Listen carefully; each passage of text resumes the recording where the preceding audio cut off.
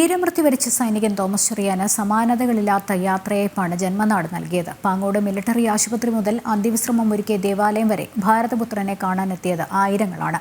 സമൂഹത്തിന്റെ നാനാ തുറകളിൽ നിന്നുള്ളവരും തോമസ് ചെറിയാന് അന്ത്യാഞ്ജലി അർപ്പിച്ചു.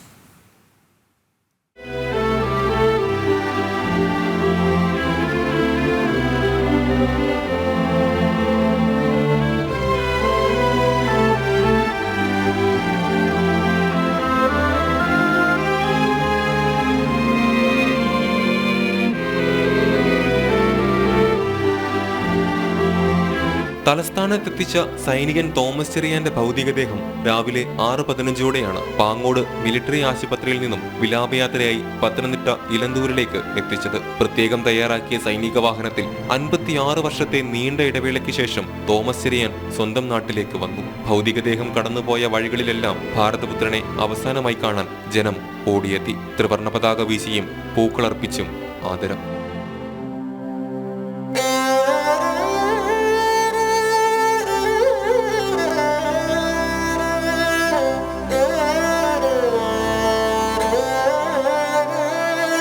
കിലോമീറ്ററുകൾ പിന്നിട്ട് സഹോദരങ്ങളുടെ അരികിലേക്ക് അവസാനമായി തോമസ് ചെറിയാൻ എത്തി. ഓടാലിൽ വീട്ടിൽ ആരോടും മിണ്ടാതെ നിശ്ചലനായി. അവിടെയും ആയിരങ്ങൾ ധീരപുത്രന് അന്ത്യാഞ്ജലി അർപ്പിച്ചു.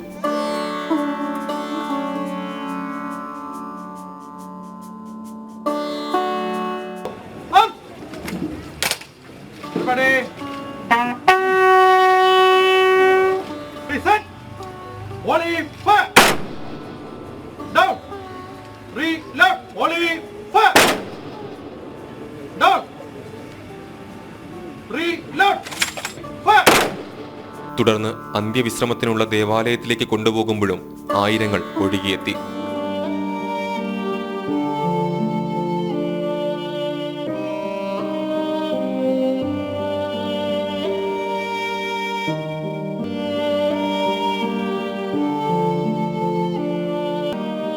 മുഖ്യമന്ത്രിക്ക് വേണ്ടി മന്ത്രി വീണ ജോർജ് അന്ത്യാഞ്ജലി അർപ്പിച്ചു. ജില്ലാ ഭരണകൂടത്തിനായി കളക്ടർ ആദരം നൽകി. സമൂഹത്തിന്റെ നാനാതുറയിലുള്ളവരും തോമസ് ചെറിയാന് അന്ത്യാഞ്ജലി നൽകി.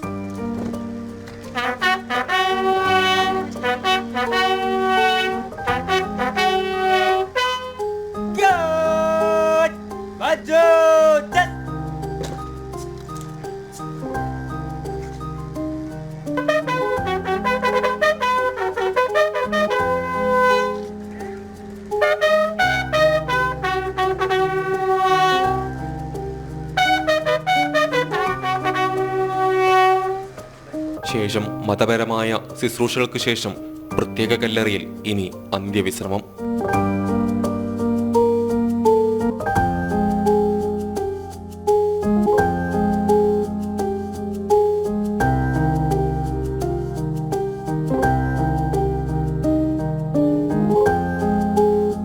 ജനം, തിരുവനന്തപുരം.